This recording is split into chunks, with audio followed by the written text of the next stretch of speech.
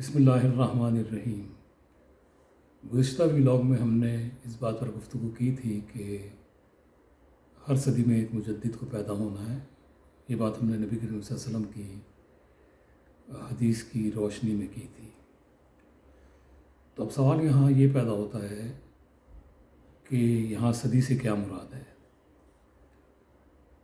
آیا یہ صدی ہجری ہے یا صدی عیسوی ہے، یا اس وقت ایران میں اور یہودیوں میں مستعمل وہ صدی ہے جس میں نوروز منایا جاتا ہے اور نوروز سے سال کا آغاز ہوتا ہے، یا چائنا والی صدی ہے، یا ہندوستان میں مروج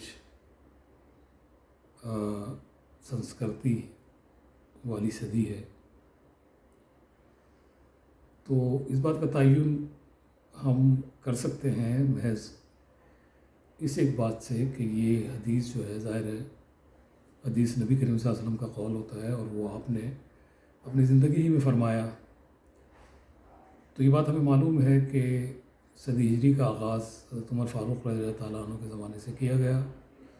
اور اس کا تعین جو ہے وہ آپ صلی اللہ علیہ وسلم کے ہجرت کے واقعے سے اس کا آغاز کیا گیا، اس صدی کا، یا اس کی گنتی اس وقت سے کی گئی۔ تو ظاہر ہے کہ نبی کریم صلی اللہ علیہ وسلم نے اپنے زمانے میں یا اپنی زندگی میں جس صدی کا تذکرہ کیا وہ صدی ہجری تو نہیں ہو سکتی، اس لیے کہ اس وقت صدی ہجری کا وجود ہی نہیں تھا۔ تاہم اس زمانے میں صدی عیسوی موجود تھی، اس لیے کہ عیسائیت اپنی تقویم کے آغاز کا نظام وضع کر چکی تھی اور وہ اس پر عمل کر رہی تھی۔ اسی طرح یہودیوں کا بھی تقویم موجود تھی اور وہ بھی اپنے روز و شب کا حساب کتاب رکھتے تھے۔ ہندوستان کا ہم تذکرہ اس لیے نہیں کرتے، یا سنسکرتی یا ان کی صدی کی بات اس لیے ہم نہیں کرتے، یا ان کی تقویم کی بات بھی اس لیے نہیں کرتے کہ اس وقت عرب میں اس کے بارے میں بہت زیادہ تصور نہیں تھا اور وہ مستعمل نہیں تھا۔ لہٰذا ہم یا تو صدی عیسوی کی بات کریں گے، 636 عیسوی میں نبی کریم صلی اللہ علیہ وسلم اس دنیا میں تشریف لائے، اور اس اعتبار سے جو ہے وہ ہم کاؤنٹنگ شروع کریں، یا پھر جو ایرانیوں کی یا یہودیوں کے ہاں مستعمل صدی جس میں نوروز سے سال کا آغاز ہوتا ہے اس پر بات کریں۔ لیکن ہم اس بحث میں پڑے بغیر، چونکہ ہمارا مدعا یہ ہے کہ ہم نوجوان نسل کو اور آنے والی نسلوں کو وہ راہ عمل دیں جس میں ہم یہ کہہ سکیں یا وہ یہ دیکھ سکیں کہ ان کی صدی میں کون سی شخصیات ایسی ہیں جنہوں نے اسلام کو اس کی اپنی اصلی اساس پر زندہ رکھا ہے،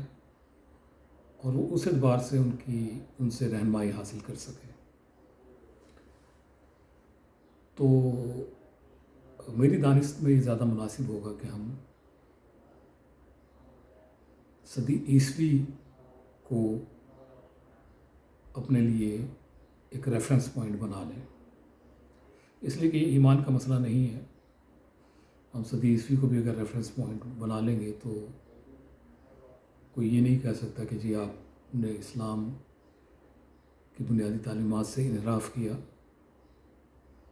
اس لیے کہ صدی ہجری نبی کریم صلی اللہ علیہ وسلم کے زمانے میں موجود نہیں تھی۔ لہذا ہم ریفرنس پوائنٹ اپنا صدی عیسوی کو بنا لیتے ہیں۔ اب یہاں سوال یہ پیدا ہوتا ہے کہ صدی عیسوی میں جو چھٹی صدی عیسوی تھی، 636 مطلب 7ویں صدی عیسوی تھی، اس میں نبی کریم صلی اللہ علیہ وسلم نے اپنی دعوت کا آغاز کیا۔ آپ جو ہے وہ اس دنیا میں بھی اسی صدی میں تشریف لائے، تو کیا ہم یا کوئی اور یہ سوال اٹھا سکتا ہے کہ نبی صلی اللہ علیہ وسلم خود بھی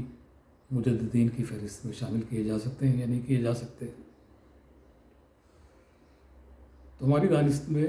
بلکہ حقیقت بھی یہی ہے ہماری دانست کے علاوہ، کہ نبی نبی ہوتا ہے، وہ شریعت لاتا ہے، شریعت پیش کرتا ہے، اس پر عمل کرتا ہے اور اپنے پیروکاروں کو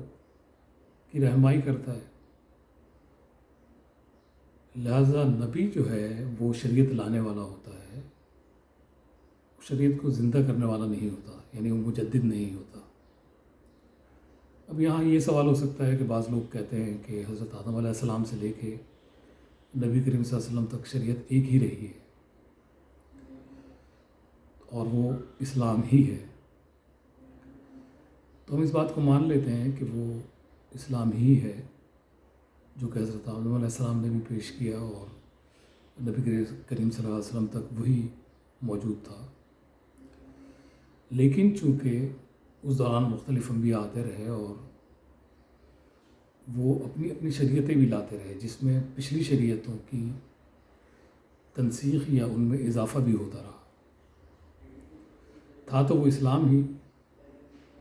لیکن ہم یہ کہہ سکتے ہیں کہ وہ ان کو جو اجتہاد زمانے کے اعتبار سے کرنا پڑا یا کیا انہوں نے، اس اعتبار سے ہم ان کی شریعتوں پر ایمان تو رکھتے ہیں، مطلب شریعتوں پہ نہیں بلکہ ان کی نبوت پہ ایمان رکھتے ہیں، لیکن شریعت پر ہمارا ایمان شریعت محمدی پر ہی ہے، اور شریعت محمدی کو لے کر ہی ہم اس مسئلے پر بات کر سکتے ہیں یا اس کا احاطہ کر سکتے ہیں۔ لہٰذا یہ سوال تو ختم ہو جاتا ہے کہ نبی کریم صلی اللہ علیہ وسلم بھی مجتہد یا مجدد تھے یا نہیں تھے، لیکن یہ سوال بہرحال ہنوز باقی رہتا ہے کہ آپ کے بعد آنے والے چاروں خلفائے راشدین بھی اسی صدی میں موجود تھے اور وہ شریعت محمدی پر ہی عمل کر رہے تھے، تو آیا ان چاروں خلفائے راشدین میں سے بھی کوئی مجدد ہے یا نہیں؟ کیونکہ آپ صلی اللہ علیہ وسلم کے وصال کے فوراً بعد مسئلے تو پیدا ہونا شروع ہو گئے تھے۔ آپ سب کو معلوم ہے مسئلہ ختم نبوت فوری طور پہ پیدا ہوا، جس کا مقابلہ حضرت ابوبکر صدیق رضی اللہ تعالیٰ عنہ نے کیا۔ اسی طرح سے منکرین زکوٰۃ بھی اسی زمانے میں پیدا ہو گئے، جن کی سرکوبی آپ نے کی، اس لیے کہ نبوت اور زکوٰۃ یہ دونوں اسلام کے بنیادی عقائد ہیں۔ کوئی اگر یہ کہتا ہے کہ ختم نبوت اسلام کا بنیادی عقیدہ نہیں ہے، تو وہ اس اعتبار سے درست نہیں ہے کہ حضرت ابوبکر صدیق پہلے خلیفہ راشد، انہوں نے ختم نبوت کے مسئلے کو اسی وقت ٹیک اپ کیا اور اس کا مقابلہ کیا اور اسے ختم کیا۔ لہذا آج یہ کہنا کہ ختم نبوت کا مسئلہ ختم ہو چکا ہے اور ختم نبوت جو ہے وہ جاری و ساری ہے، یہ شریعت محمدی کے مطابق درست نہیں ہے۔ تو آیا حضرت ابوبکر صدیق اس صدی کے پہلے مجدد تھے یا نہیں؟ اس طرح حضرت عمر فاروق کے زمانے میں مسائل پیدا ہوئے ہیں شام سے اور دیگر جو ایران سے، یعنی یہ دو بڑے مسائل ان کی شریعتیں یا ان کی روایات جو ہیں وہ انہوں نے اسلام میں داخل ہونے کی کوشش کی، جس کا آپ نے مقابلہ کیا، تو وہ اس صدی کے مجدد تھے یا نہیں تھے؟ اس طرح حضرت علی رضی اللہ تعالیٰ عنہ یا حضرت علی علیہ السلام، آپ جو بھی کہہ لیں، میں دونوں سے اتفاق کرتا ہوں، اس لیے کہ کسی کو علیہ السلام صحابہ میں سے کہنا وہ کوئی اتنی بڑی بات نہیں ہے، اس لیے کہ ہم جب قبرستانوں میں بھی جاتے ہیں تو اگر ہم مرحومین کو سلام پیش کر سکتے ہیں کہ السلام علیکم یا اہل القبور، یا ہم جب روضہ رسول پر جاتے ہیں تو السلام علیکہ یا رسول اللہ، یا السلام علیکہ یا ابوبکر صدیق، یا السلام علیکہ یا عمر فاروق ہم کہہ سکتے ہیں۔ تو حضرت علی کو بھی علیہ السلام کہنے میں کوئی حرج نہیں ہے، لیکن بہرحال یہ ہمارا موضوع نہیں ہے اور ہم اس پر جو ہے وہ بات نہیں کریں گے۔ اس میں کوئی اختلاف کرے تو ظاہر ہے اس کا حق حاصل ہے، لیکن یہ ہمارا موضوع چونکہ نہیں ہے، اس لیے ہم اس کا جواب بھی نہیں دیں گے، نہ اس پر بات کریں گے۔ تو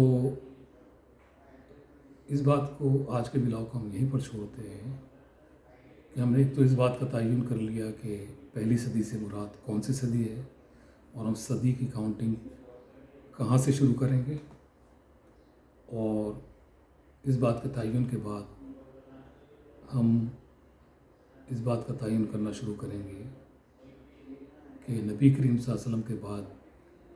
آیا صحابہ کرام میں سے کوئی یا چاروں خلفائے راشدین میں سے کوئی پہلا مجدد تھا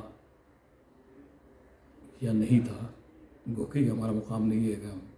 ان کا تعین کریں، لیکن بہرحال جو آؤٹ لائنس مجدد کے لیے خود نبی کریم صلی اللہ علیہ وسلم نے اپنی احادیث میں اور اس کے بعد خلفائے راشدین نے اور دیگر علماء نے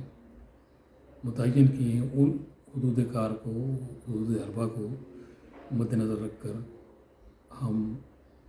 اس بات کا تعین کریں گے کہ چاروں خلفائے راشدین میں سے کوئی مجدد قرار دیا جا سکتا ہے یا ہم اسے سمجھ سکتے ہیں یا نہیں۔ آپ اگر ہمارے ساتھ جڑا رہنا چاہتے ہیں اور اس موضوع کو مزید آگے بڑھانا چاہتے ہیں تو ہمارے ولاگ کو پسند کیجیے، شیئر کیجیے اور سبسکرائب کیجیے۔ اگلے ولاگ میں انشاءاللہ تعالی ہم آگے بات کریں گے۔ بہت شکریہ۔ السلام علیکم۔